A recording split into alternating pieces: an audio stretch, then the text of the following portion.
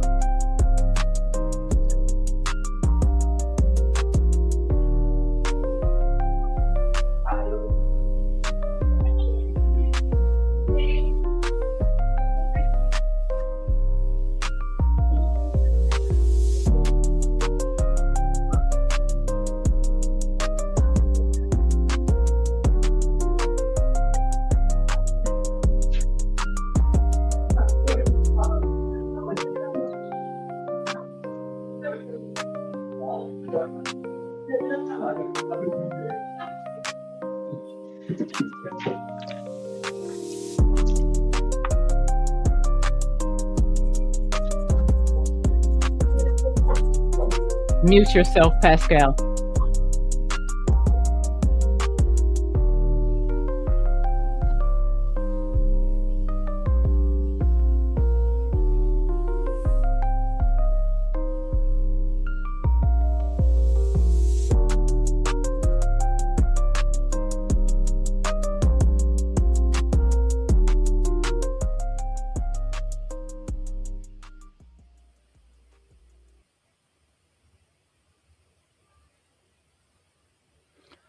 Welcome back to Let's Talk About What's Broken and Let's Build What's Next. A deeper dive into the current state of nursing. I'm Savitria Bonaparte, your host and founder of the Independent Nurses Integrity and Readiness Council, or INIRC. The INIRC exists because nursing doesn't need another pep talk. It needs an honest conversation. And tonight, we're going straight at it. What's actually happening to nurses at the bedside and to the profession collectively? And why is it happening? And what we, capital W, capital E, do about it. Our mission at the INIRC is to advance the quality, integrity, and real world readiness of nursing practice by defining clear readiness standards, promoting ethical professional conduct, and supporting evidence based frameworks that protect patients and strengthen the healthcare workforce. But that mission doesn't mean anything if it isn't grounded in what's actually happening at the bedside at the point of care. So tonight, I have two experienced nurses on the show who are living this, not studying it from a distance. Let's meet them. So, panelist number one, I'd like for you to share with us, give us your name, tell us how long you've been a nurse, and what is your specialty.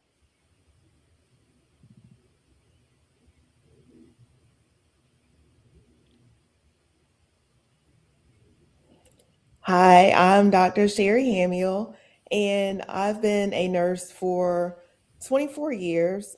Currently, I work in nursing education. Previously, I did cardiac telemetry, endoscopy, school nursing, and hospital education.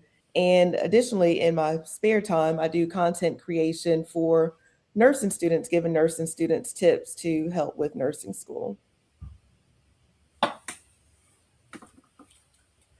Great. Nice to see you, Sherry. My name is Patty Bartzak. I'm a registered nurse. I've been a registered nurse for 24 years. Prior to that, I had worked as a nursing assistant. My specialties are in medical surgical nursing. I'm nationally certified there. Trauma nursing, also TCRN, neuroscience nursing, also and also certified in some professional development. I'm a direct care nurse at a level one medical center and take care of patients. Okay, wonderful. Well, that's a nice mix. While we settle in, if you're tuning in with us live, from where you're watching from tonight, and what unit or what role you're coming from, you can drop that in the chat um, right now as we speak, while we get ready to get some great information from our panelists. Before we bring in the panel questioning, I want to ground the context of our opinion. I've been collecting what nurses are actually saying online. I'm going to read a few of these. And I quote, I used to feel competent. Now I feel like I'm guessing all shift. Another nurse wrote, I became a nurse to take care of people. Most days I don't even get to see the person under the tasks. Another nurse wrote, I don't know how much longer I can keep doing this to myself.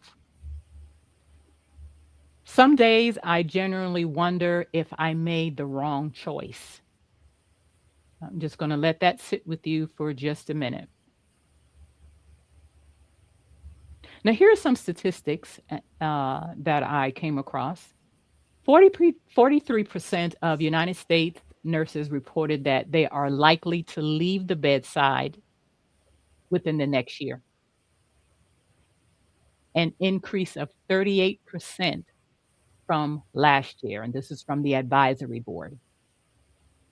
The 2024 National Nursing Workforce Study found that 39.9% of registered nurses intend to leave the nursing workforce or retire within the next 5 years.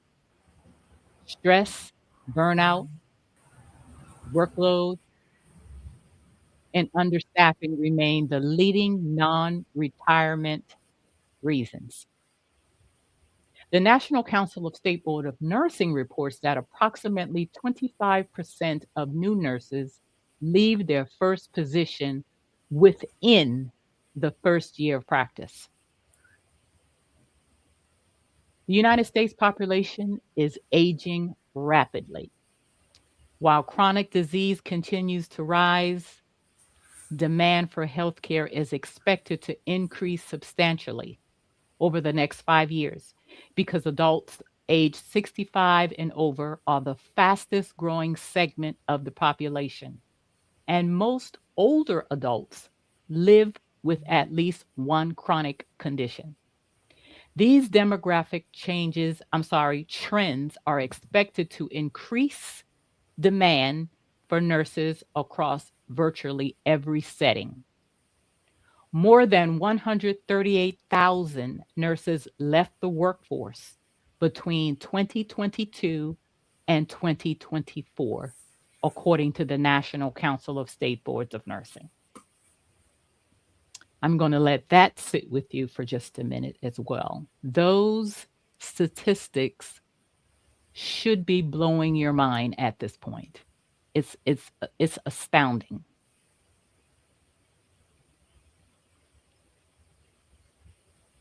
And that's not five nurses that I just read with those comments. Um, that's a pattern. So let's talk about it. Let's go into our first round of questioning for our panelists. Why are we here? Right? So, Dr. Sherry, I'm going to ask this question. What are nurses mostly frustrated about right now? I feel like nurses are frustrated with all of the tasks that they have to do. Not only are they there to care for the patients, but I feel like a lot of nurses feel like they're having to take care of the computer, the documentation, and all of the other things that go along with patient care. Many nurses are afraid and frustrated that, the old saying, if it's not documented, it's not done, or CYA. So many nurses are, I hate to say babysitting the computer, but a lot of nurses are tending to the computer to make sure all of the documentation is in place so that, just in case something goes to Yes. court, everything is there and documented. Agreed. I totally agree. Agreed. Yeah. And if you're listening and you agree, put up some emojis for us. Put some comments in the chat. We're glad to look at and review them. So, Dr. Patty, I'm going to ask you the same question. Why are nurses frustrated right now? Yeah, I think there's a couple of things. One of them I think is ratios, and I know that's a very complicated question. I know California has tried that, but it just seems that it has been increasing. So, before when maybe you were working a day shift or something like that, and depending on where you were working and the type of unit, you might have had four patients or something like that on days, and now it's five. I recall working a night shift when at the time I had nine patients. Some were on heparin drips and telemetry and keeping me busy throughout the night. And when the supervisor came by, I said, kind of sheepishly, I just wanted to mention I have nine patients tonight. I thought eight was, the limit. And she spoke to me in a strong voice and said, eight is a guideline. So, nurses are working with more patients. It's all these patients also are more complex. There's more complexity today with patients. And then also, we find, I still work in direct patient care. Sometimes you're working short, meaning that, they had to pull a PCA to sit with a patient because we don't want to use restraints or something like that. And so now that PCA is off the floor. And so, the one PCA that's left, might be able to take one or two of your patients, but you have to do total care for everyone else. And so you might not eat your lunch till 1 o'clock. And then it's also a lot of these 12-hour shifts. Some nurses find, the hospitals like you to make the so-called handshake, meaning that a 7A to 7P will handshake off to a 7P, 7A. And, when you're eating your lunch at 1 o'clock, you still have a shift left, till 7 o'clock, you still get six left. So, all of these things together are, converging. Right. Right. Right. You two both hit on some very, very, very important aspects of the current state of nursing right now. And I'm sure many, many, many nurses would agree with you. This question is for you, Dr. Patty, because I know you have the most years of experience. Um, how has nursing changed in the past or in the last 30 years? Yeah, I think with new technology, new drugs, and mostly the technology that has come into the hospitals. There was a time when if a patient was coming in, for example, for like a cardiac bypass surgery, say their surgery was scheduled on a Thursday or something like that, they'd be admitted on Tuesday. And they would get all this teaching and training. They'd be occupying a hospital bed, and that kind of thing. And then they would go for surgery, and you had these long relationships with patients. Today, if you're coming in for, some kind of surgery or care, you're admitted kind of right away. You're triaged. You might be you might be in a hallway. You might be put on an OBS unit. You might eventually get onto a unit. You might be whisked to surgery. Everything is so quick now. Some of that relationship development, which is really what brought a lot of nurses into nursing, was this sense of caring and holistic care and those kinds of things has been usurped a lot by the changes that we've seen. Oh, thank you. Thank you. Thank you. Dr. Sherry, we're seeing some of the largest nursing strikes in the profession's history. Why do you think that is? Going kind of off of what Patty said, nursing staff ratios are a lot. I couldn't imagine ever taking care of 8 patients. 5 was usually the most that I've ever had, and a lot of times that felt like it was too much. And I feel like nurses just want to be able to provide safe patient care like we vow to, but when you're taking care of 8 and 9 patients, you're no longer providing safe patient care. And the possibility of missing important things are inevitable. So I feel like nurses are fed up with having to work in unsafe conditions. Absolutely. Absolutely. And when hospitals have certain standards that they want nurses to meet and they're not met, then there's a problem. But they're not looking at what environmental factors are hindering nurses from meeting those standards. Dr. Patty, why are nurses leaving the bedside specifically? We're just speaking about the bedside. Why are they leaving the bedside?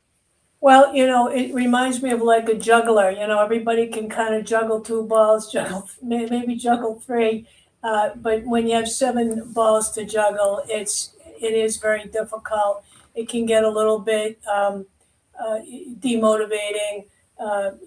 Certainly you need a lot of support and help with that. But I think most of all, it is that nurses. I still, like I said, work at the bedside. Don't always feel like they have a voice in the issues that are going on their floor. And, I think there's been attempts through shared governance into professional governance now. Shared governance was essentially making suggestions. That's where groups would get together and maybe make a suggestion about something, but there'd be no money, no opportunity to really do it. Professional governance is getting a little closer to that, but what I'm noticing is that a lot of the bedside nurses cannot get to these meetings because they can't get off the schedule.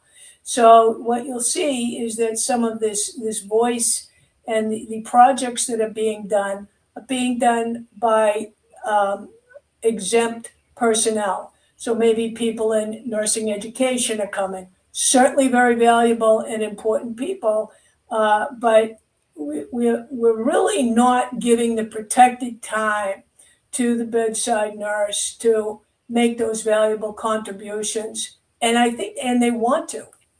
Yes, I agree. I totally agree. Yep. Dr. Sherry, new graduates are telling us that they're planning to stay in nursing, not just at the bedside, in the profession as a whole, only about 2 years. So this is after 2 to 4 years of education, right? Um, in obtaining a degree that is not easy to obtain. I think, if I remember, the Guinness Book of World Records places nursing up there with engineering as far as difficulty of obtaining. New graduates are telling us they're planning to stay in nursing only about 2 years. Why do you think only 2 years? That's very unfortunate. Fortunately, a lot of the new graduates or students that I've worked with have not spoken about leaving the whole profession. within 2 years. But a lot of them, when I was doing education at the hospital, a lot of them, well, I just want to do my couple of years to get my experience so that I can move on to maybe a specialty or move on to a hospital or an organization that paid a little bit more money than like the local hospitals in the area. Um, so a lot of them weren't planning to like leave the profession, but they knew that they had to have some experience before they're able to travel and make, like nurse money, travel money, make the big bucks, Yes. as they call it. So a lot of it I think is financial. Yes. Some I people understand. go into the profession for not always the right reasons. I understand. If you're looking for a buck, then you're never going to be satisfied with nursing because you are never going to feel like you're making the money that you should be making for the work that you're doing. Nursing is a very demanding career. And I think a lot of times new nurses don't realize how demanding it actually is until they get their foot in the door, get their feet wet a little bit. Mhm. Agreed. Agreed. Thank you. Thank you for that. I want to pause briefly here because I think we get this wrong constantly. This isn't about nurses not liking their jobs. All right. I want to say that again. How many of you have finished a shift? I'm talking to Dr. Patty and Dr. Sherry and whoever may be watching. How many of you have finished a shift thinking, I wish I could have done more for Mr. Brown, but I just couldn't get to it? Yeah, Has so that that's something definitely that I think I'll speak for myself, but when I drive home, I go down a major highway, and that's where I put the movie in my head and think about my patients. Did I miss anything? These kinds of things here. And certainly there are times you're constantly prioritizing and reprioritizing. So, you've been in this room with the patient, and the patient asks you for a blanket, for example. You go to leave the room, and now your patient over here, you just found the doctor's got right there and said to you, this guy needs a transfusion right away. So, orders are going in, you're sending for this, you've got to draw some labs, and so on like that. So that blanket goes to the bottom of the list. Now, if you happen to pass someone like a nursing assistant or whatever, you can kind of delegate that. But, a lot of folks are in rooms anyway. And so, it's 3 hours later, and, this patient is, pressing the button, can I please get a blanket? And, those are the things that you come home with. And you somehow have to, it's hard to settle them up. agree? Agree. Agree. What about you, Dr. Sherry? Yeah, all the time, especially when I was working, especially when I was working bedside all the Yeah. time. Like your brain is constantly Yes. thinking. You are constantly thinking. A lot of times people don't realize the mental that goes into providing nursing care because just like Patty's saying, that blanket, that's important. It's comfort for your patient, and that totally supports, going through the nursing process. That blanket could have helped with pain, but just like she said, we're constantly prioritizing, Mhm. constantly going through the nursing process, and things get missed, or you're like, oh my gosh, I forgot to do Right. XYZ, or oh my gosh, I could have done blah blah blah, or their vital signs were just a little Mm.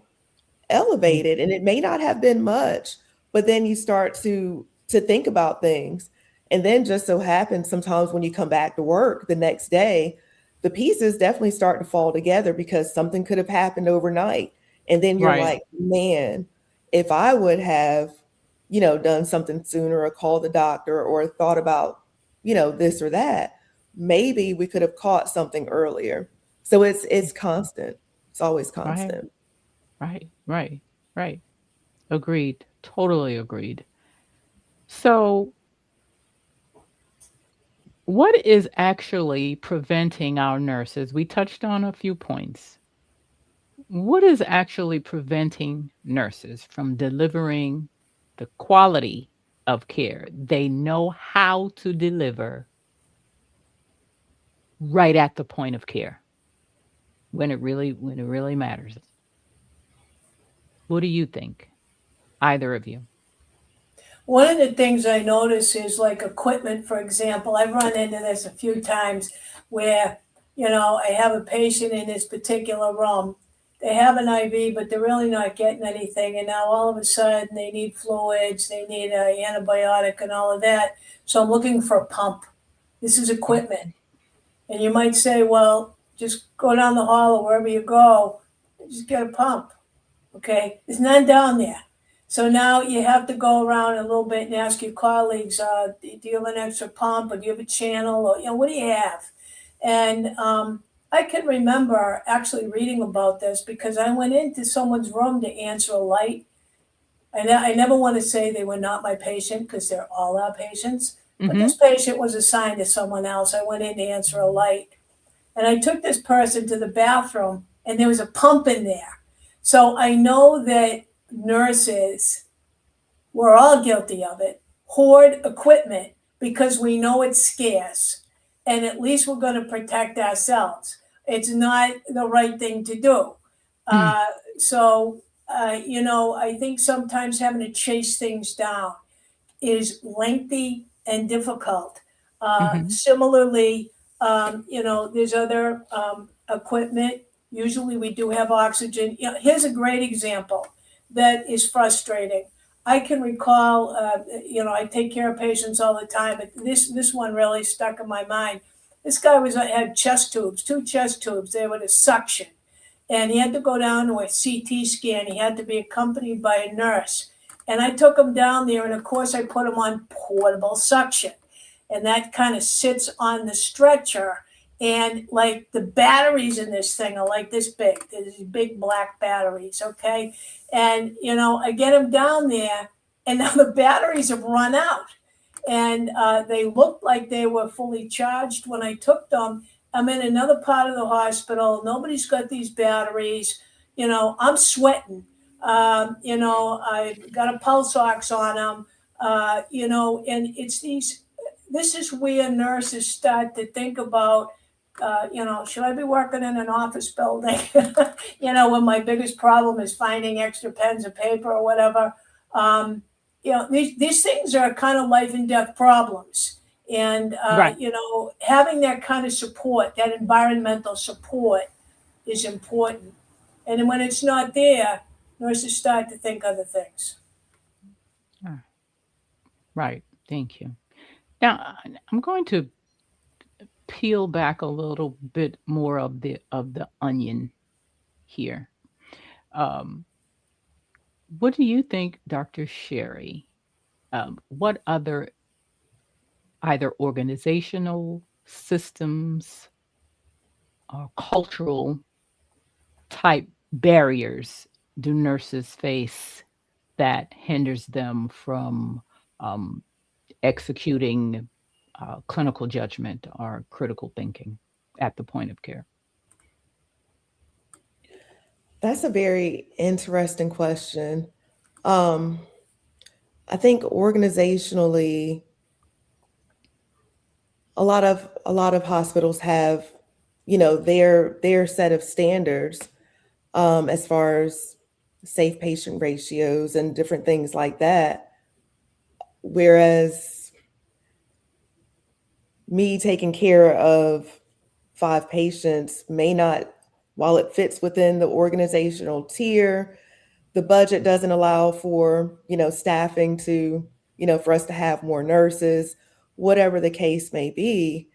However, it may be safer for me to have 3 to 4 patients to actually provide the care that these patients actually need, for the nurse to be at the bedside and take time to think. Clinical judgment is an ongoing process. It's not like you just go in and make one split decision.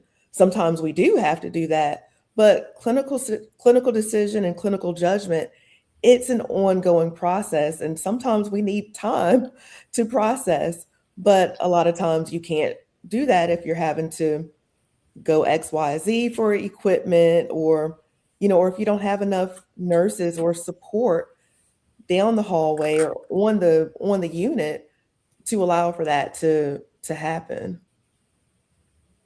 Agreed. Totally, totally, totally. Dr. Patty, and going beyond just having the judgment, how do those same factors block a nurse from executing, from actually doing it, from escalating a concern or having the authority to act on what they already know needs to happen? So some of that is really having excellent assessment skills and being able to pick up on those cues, and then being able to um, think about those cues sometimes in a very quick way. There's a whole body of knowledge on something called nurse worry. It's also known as nursing intuition, Mhm. and that's going to get you right here. Okay, so a great example of this, I've seen this time and again, is sometimes we don't pay attention to mild tachycardia. So, our guy has been 105, 110 most of the shift, but we're busy, we got other things going on. This is where we need, because there's so many other things and competing interests going on, we need to stop for a moment and say, if I could put a dial on my chest and dial it up to 110, would I want to be living this shift at 110 beats per minute? And the answer is no. So that could be a sign somewhere within the context of whatever's going on with the patient that should be elevated. That should hit you in the gut. And that takes time to develop. Benner has talked about this. You need, really 5 years, whatever it might be, to get enough experience to build that library in your stomach, so to speak. But, I think that's very important. And at the same time, having assistance at the elbow. So, there are some places that will have a nurse educator that's in a uniform, that's on that unit, that's walking around. They don't walk around all day, they have other things to do, but they're there for part of the day.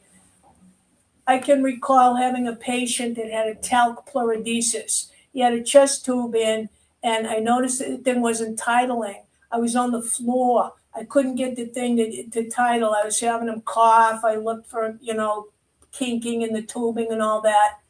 And the nurse educator came over and she says, when you talc them down like that, you're not going to get titling. I could have been there all day. So having a resource to help you, some of them are called resource nurses. A lot of hospitals have cut those kinds of things out, but that helps you gain your confidence, which empowers your competence, in which case you can escalate things as appropriate. Okay. All right. Let's say let's I want to go back to what you just said, Dr. Patty.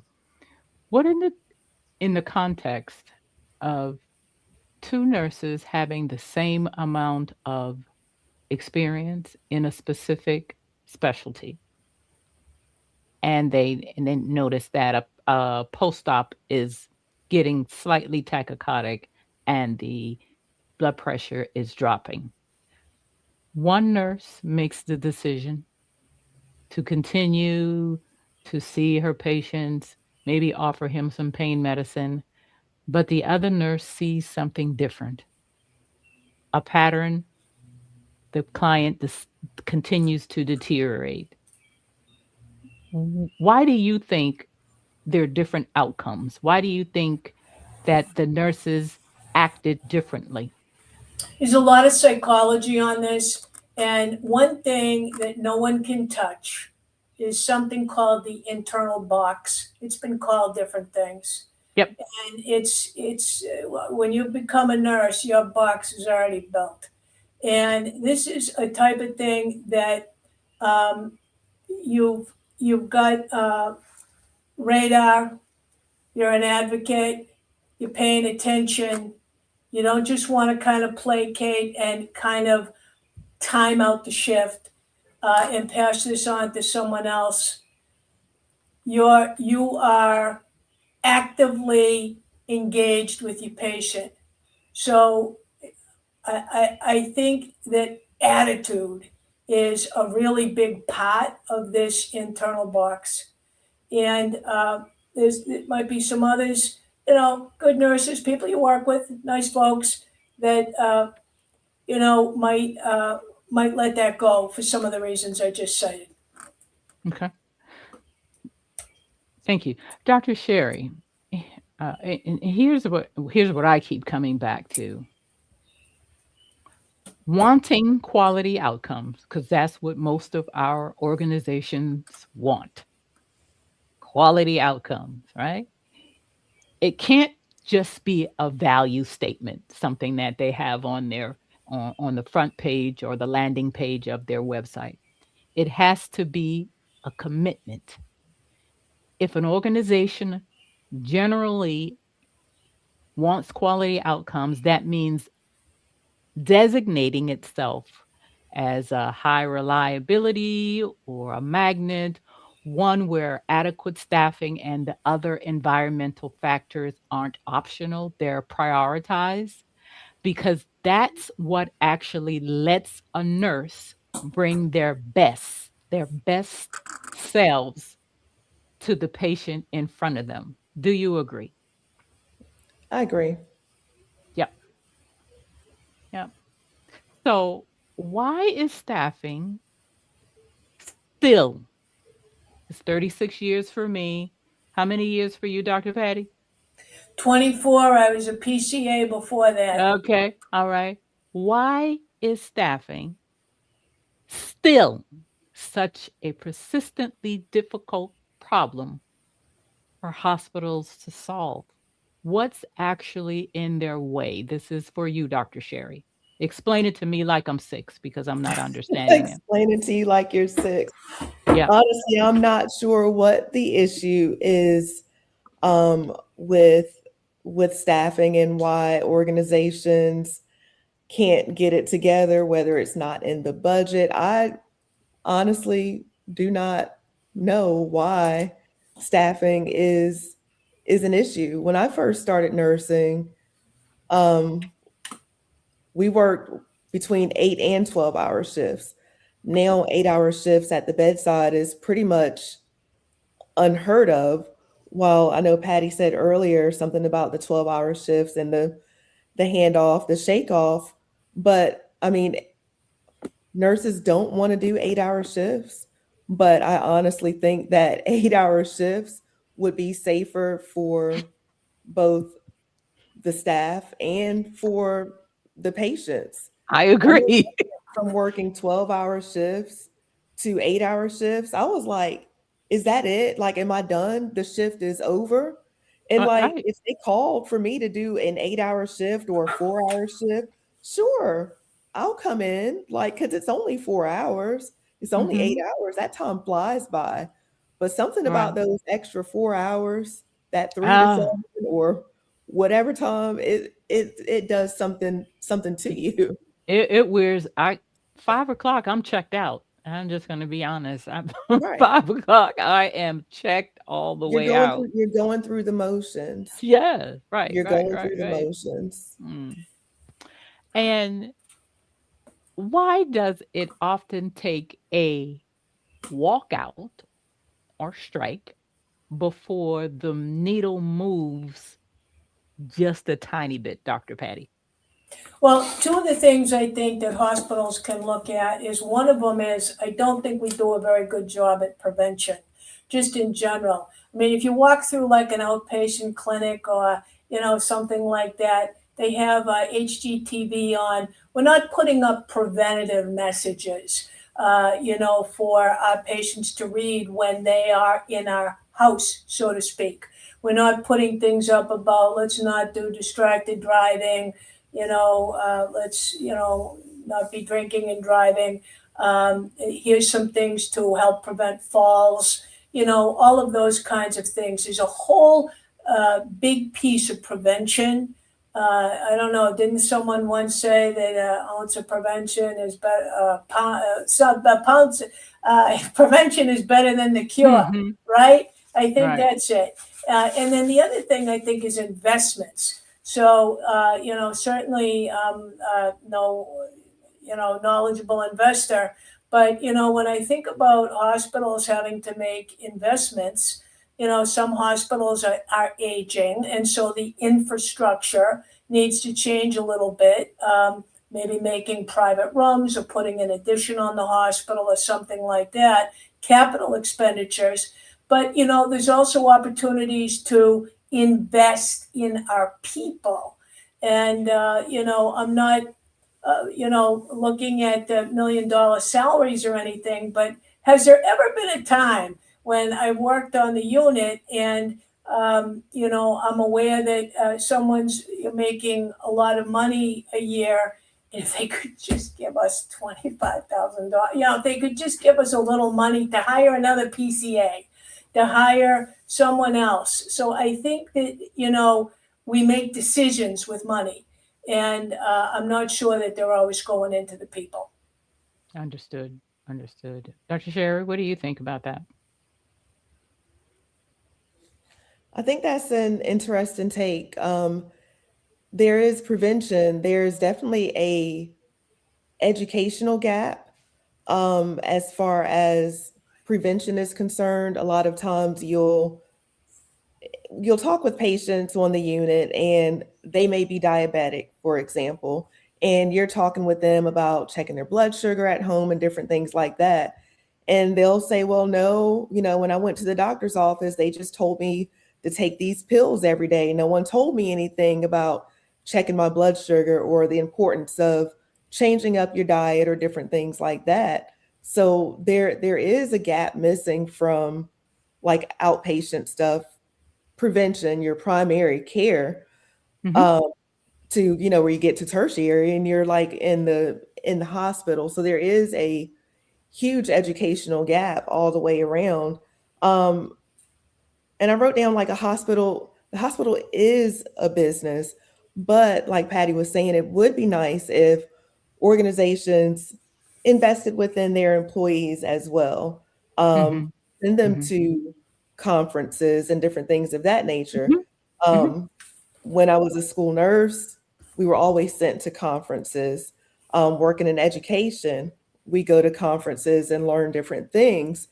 Yes. Very rarely, my friends, and even when I was bedside, I can't remember being told, hey, we have some money set aside for furthering your education and making sure that you get those type things that you get at conferences, because there's a lot of learning opportunities there that can be brought back to the unit, to the hospital, to the organization, to make things better and to help.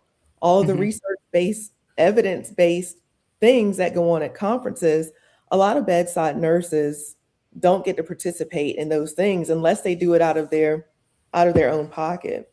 That's right. And then on their own time. Ain't You're right, right. and on their own time. And they're on the time. But yeah, Okay. investment in the employees. I think that is very important.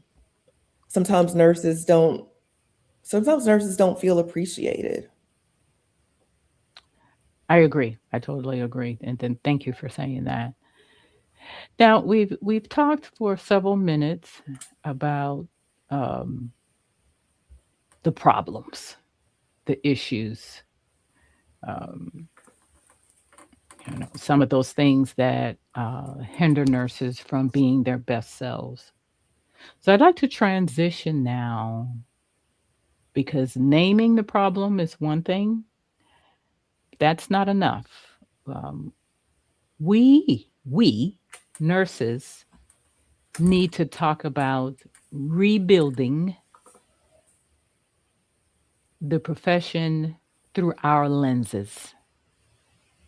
That doesn't mean excluding the other interdisciplinary professions, but we're talking about nursing. Dr. Patty, if you could hand a new nurse back one thing the profession has lost, what would it be? Caring.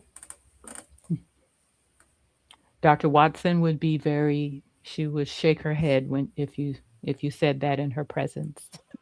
Dr. Carey. Yes. Well, I can tell you in the ANA scope and standards of practice, the word caring was not in the definition in the third edition, which came out in 2015.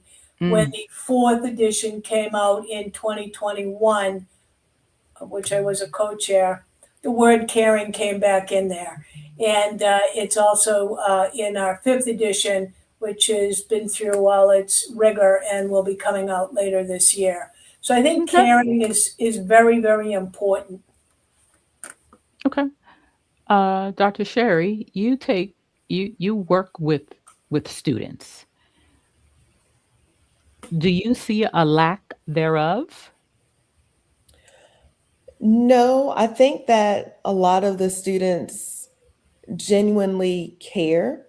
Okay. I think that I think that over time nurses are stressed and burned out, and it may seem that they have forgotten to care, but the Mm-hmm. students they are eager and they are very caring. And Okay. what I see from the students, however, is that in the age of social media and our phones, a lot of them lack the ability to communicate well with a person lying in the bed. They're so used to expressing their emotions through a phone that communicating with someone face to face Mm. is sometimes difficult for them. So it may seem as though they don't care, but I think it's just that Yeah. they don't know how to communicate. So we That's spend a a lot of time practicing communication. Yeah, in the age of technology, specifically cell phones, I have to wonder about that as well. How um, is a new nurse, this generation of nurses, their ability to communicate because they do use their cell phones so much. Dr. Patty, what does it actually look like in practice for nurses to reclaim ownership of their clinical judgment at the bedside? What would that look like? Tell us what that would look like.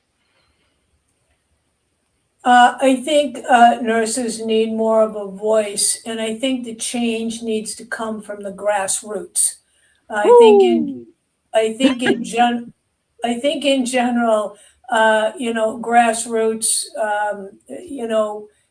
causes generally have a much better success rate than if they're top down.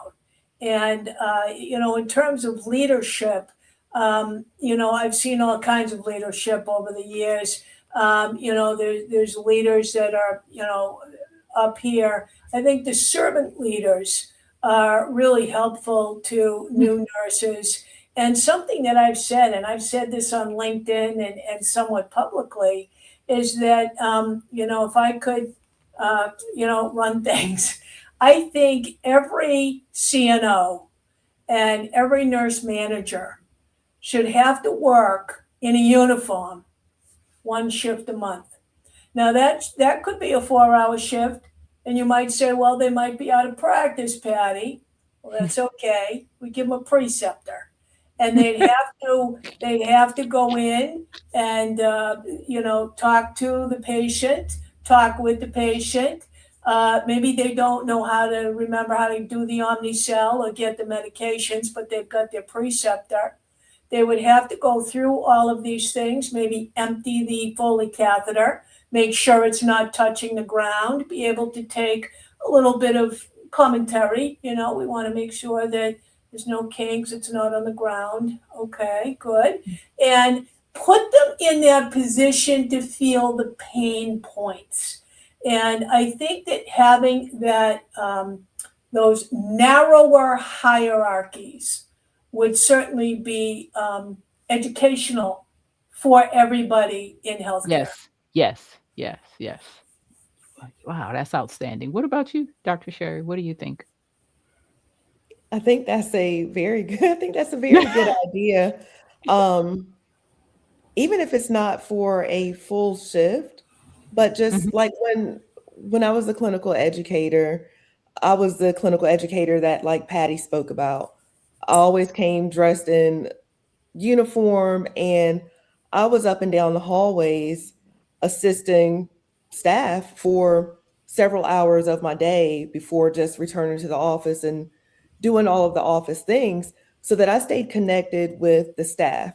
So because I had that relationship with them, they felt comfortable telling me about the issues that they were having, letting me know that, you know, the ratios are too much, even with the nursing assistants having 10 patients to, yeah, they had like 10 patients to bathe, to do Mhm. Accuchecks and all of the things.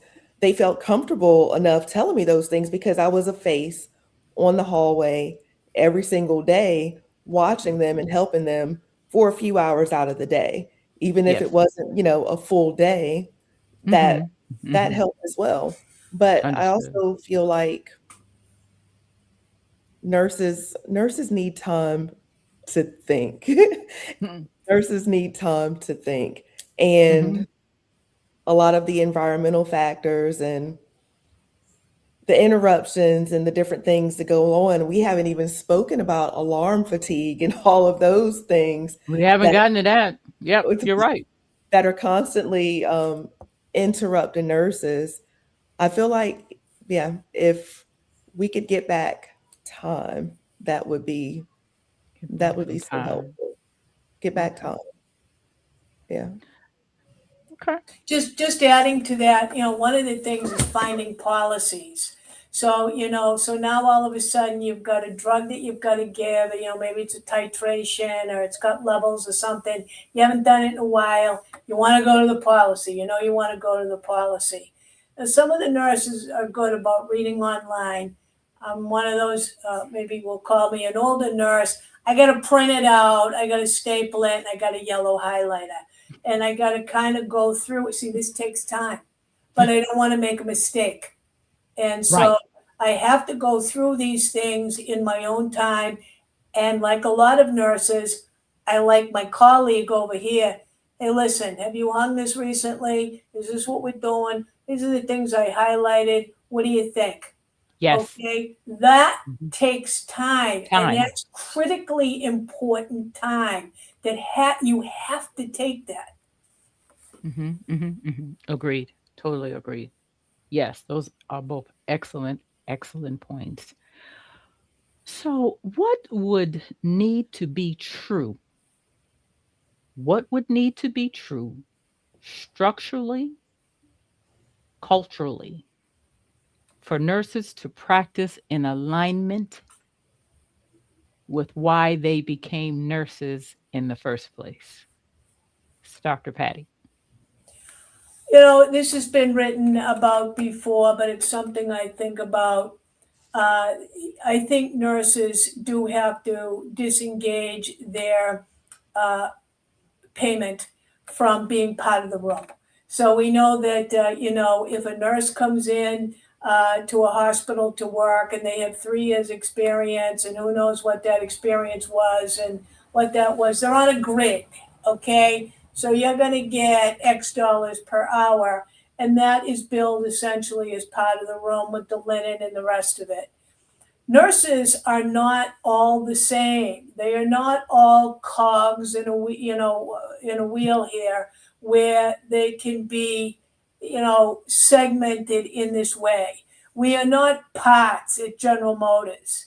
And I think what would be really good is if we could, this is like really a lot of change here, but it would be great if we could get to the point where if we applied to a hospital for a job, you could say, this is who I am, and this is what my rate is. Now, I think what would happen for a while is that hospitals would not want to pay this rate for experience or something. They might want to go. You can't run a hospital on all new graduates. You can't run a hospital at everybody making $30 an hour. So you'd have to, the market will always respond. And I think that is one structural, you ask for a structural thing Mhm, mhm, mhm. that could be done. Okay. All right. Dr. Sherry, what do you think at the organizational level? At the organizational level, I feel like there needs to be some sort of structural support, figuring out where the issues, the pain points are, so Yeah. that support can be given in those areas. Mhm, With new nurses, new employees, intentional mentorship. mhm. Nurses need mentorship. New graduates need mentorship, not just their, training that they have when they first come on. A lot of organizations have been adopting mentorship, but do the do the nurses who've been assigned to be the mentors actually have time to, be with and actually mentor their mentees? Right. Like, do they have time for that? Have they Mhm. have the money been put into them to support them to get trained to actually be a mentor and a support person for someone? But mentorship would help nurses gain the confidence to say, you know what, that heart rate is 105, 110. It's up from what it was at this time. So confidence to believe in your clinical judgment, Mm. Mhm, confidence mhm, to talk with healthcare providers and say, mhm, mhm, no, this is what's going on. Some mhm, nurses, over time, they may have had providers that have dismissed them. So then mhm. they're fearful of reporting those critical things. Right. So just having someone to support you and having that mentorship could help. Yes. Yes, yes. And that what you've just talked about is psychological safety.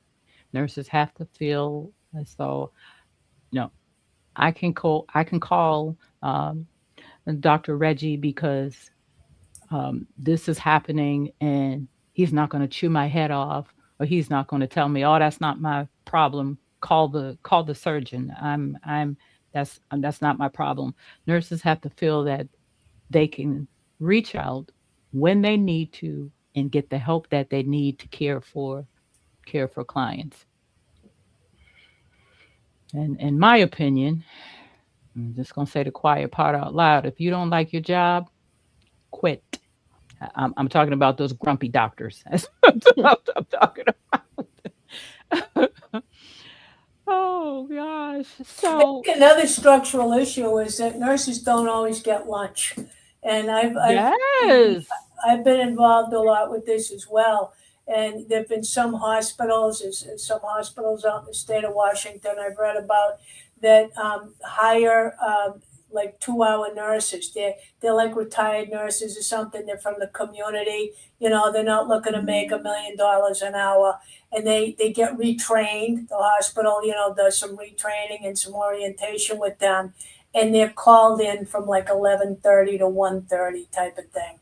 And so, the nurse will tell them about these patients over here, and then they can go in peace to sit down somewhere and eat a Mm. sandwich. It's Mhm. unbelievable how valuable that is. Of And, course, of course. Yeah. and how many of us, have skipped a meal. Yep. Plenty. Every single one of us have skipped a meal. We got to keep on working because we got to stay in the game. We got to stay on top of our med pass. We don't want, what is it, an hour? How long do you have to pass it? I've been away from the bedside for a little while.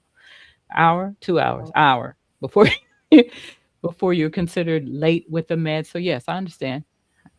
So here's a bigger one, guys, and I want you to sit on this one because this is the one. What would it look like if a hospital were started and operated by nurses, how would the shift, the dynamics we've been describing all night, how would that change?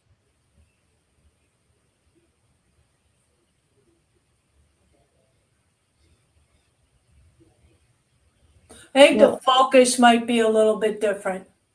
I think the focus would really be certainly balancing a budget, but first and foremost would be patient care. So over time, some other things, might not happen. We might not get that new wing next year. Might be 5 years from now. But I think the focus would be very much on the patient outcomes, patient safety, patient experience, patient outcomes. I think the first word in most listen, out here at Mass General Hospital, I mean, it's public knowledge.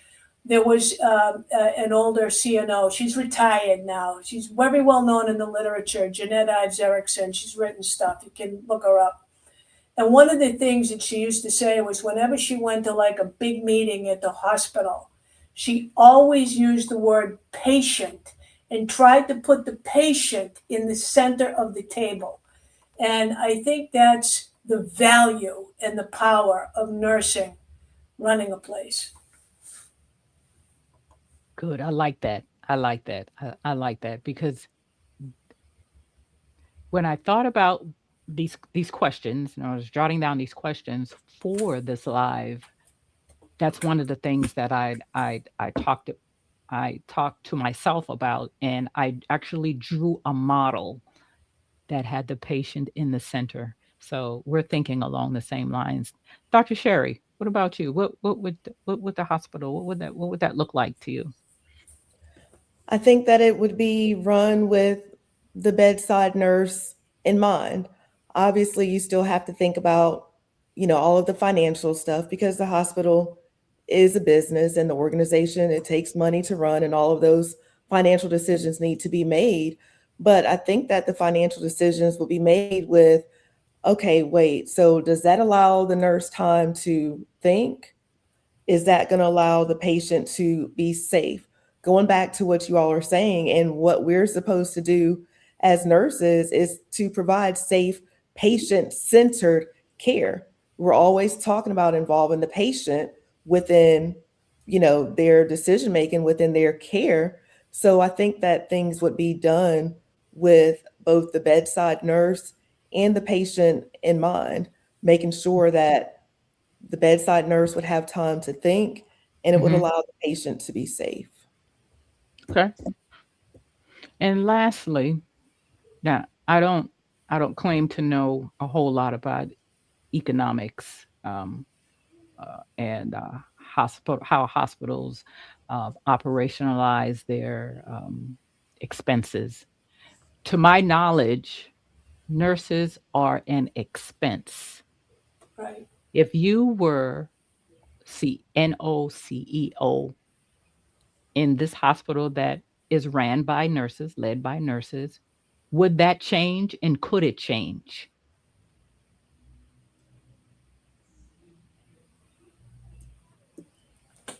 I would say that it would. We always look at surgery as being revenue producing. We look at some type, because they bring patients in, they use a lot of tools. They have to stay overnight and they get a lot of antibiotics, and so they're making the revenue. But things like nursing education is not considered revenue. It's considered revenue supporting. And I think there is a way to uh, have nurses with their skills, their ability to deliver care, execute care, and ensure the patient is safe and is making their goals of care.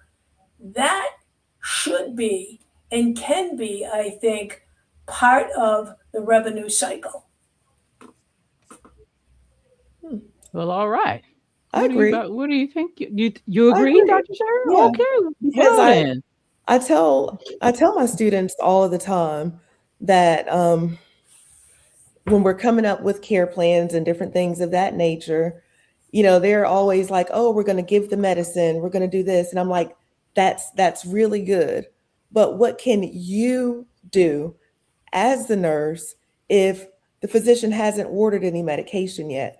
I'm like, as nurses, we have the ability to provide patient care independent of the physician. We have things that we can do for our patient to comfort them and different things of that nature. Of course, we Mhm, have to, do interdisciplinary stuff, but I'm always asking my students, what can you do without the doctor for your patient to provide care? Because mhm, that's mhm. what makes us special. We have Yep. our own unique Yes. system that we can provide care. We don't need Yes. the doctor to tell us to educate a Yeah. person. You're We don't right. You're need the right. doctor to say keep the room clean, the environment clean. Yes. We Yes. don't need providers to do those basic things that will help support our patients' care. So yes, I do think that nurses, yeah, that could definitely be revenue. Well, Absolutely. all right. I hope the masses are hearing that. Hello, hello, hello. Thank you guys so much. This has been a very, very interesting, insightful, educational um, conversation tonight. And this is not the last. We intend to go deeper and deeper into this talk about our profession and where we would like to see it go. Tonight, we've talked about burnout, staffing shortages, what workplace violence, nurses leaving the bedside, the frustration so many carry at the end of shifts. But beneath every one of those issues is something much deeper. I always say this, that it's not a siloed or isolated event. There's always other factors. This profession is filled with extraordinary nurses, and I've been talking to them, two of them tonight. The problem isn't that nurses have stopped caring. It's not. The problem is that too many are trying to provide excellent care because that's what we want to do, right? We're trying to provide excellent care in environments that make excellence increasingly difficult. And that, my friends, has to change. The future of nursing won't be determined by one hospital. It won't be determined by one policy or one organization. It will be shaped by nurses who are willing to speak honestly about what isn't working, collaborate across specialties, challenge outdated thinking, help build better systems for the generations that follow. I have a 15-year-old granddaughter who told me last summer when she came to visit that, Grandma, I want to be a registered nurse. And to I was like, oh my, really? I was smiling. Oh yes, this is beautiful.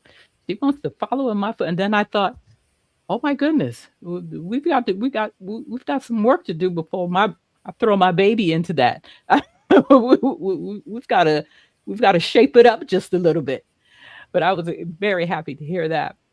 Anyway, that's what this conversation is about. Not complaining, not assigning blame, but building something better. Because every patient deserves a nurse who is prepared to give their best. And every nurse deserves an environment that allows them to do exactly that. We are the largest, we're the largest group of healthcare workers in this country. That's not a small fact. That's leverage if we choose to use it.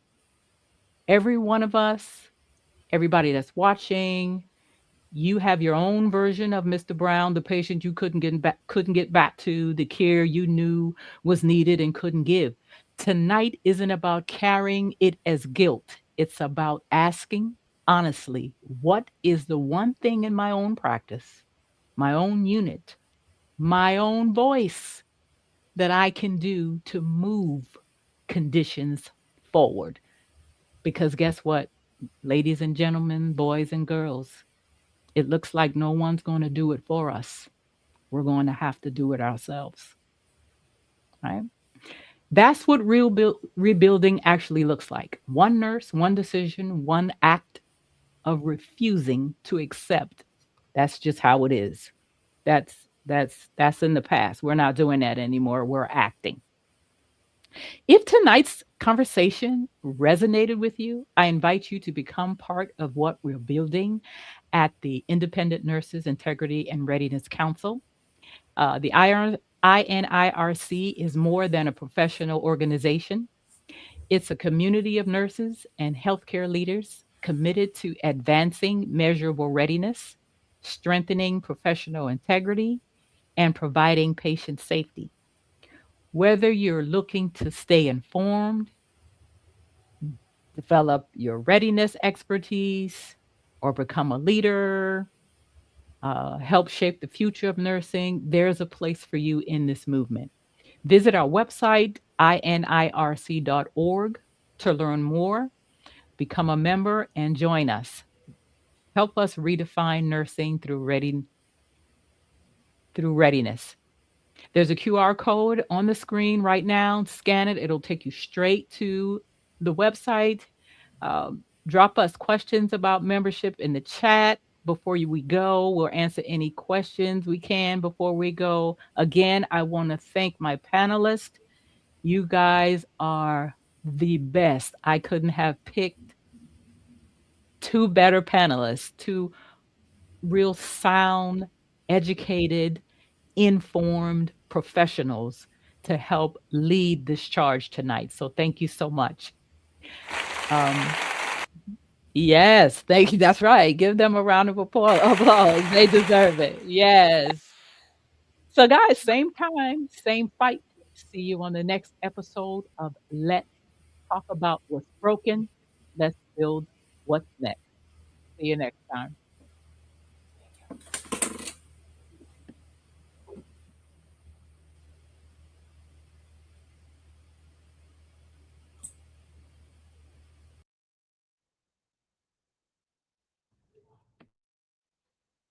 All right.